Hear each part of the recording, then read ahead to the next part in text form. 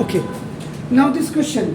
Find the value of k for which the system of equation k minus 2y, sorry, x minus 2y equal to 3 and 3x plus ky equal to 1. ये देखो, अब यहाँ पे कुछ नहीं लिखा है, तो यहाँ पे आपका हैज ए यूनिक सॉल्यूशन लिख देते हैं, क्योंकि नो सॉल्यूशन का कर दिया, इनफाइनाइट का कर दिया, अब इसका ले लेते हैं यूनिक का. Okay, so now solution. So now, first you see, constant is on the right hand side in the question. So you have to write according to the standard form of NCERT. So now look at this. X minus 2y minus 3 equal to 0. ये आपका देखो OT and आपका नाम देखो this 3x और plus ky minus 1 is equal to 0. ये आपका नाम ये लिख दिया. इसमें आप बिल्कुल ऐसे लिख देना. The given equations. The given equations are solution.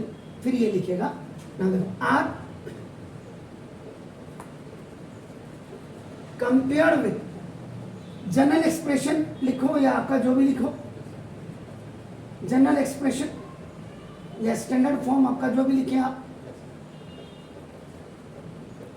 Of linear equations in two variables, और ये आपका लिख देंगे a1x plus b1y plus c1 is equal to 0 and a2x plus b2y और plus c2 equal to 0.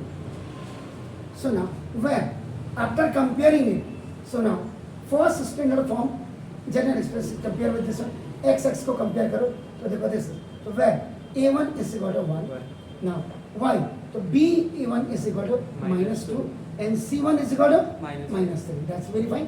Then the second standard form is with second. So now a2 is equal to 3. Then y is equal to, then b2 is equal to k and c2 is equal to minus 1. Now avoid condition for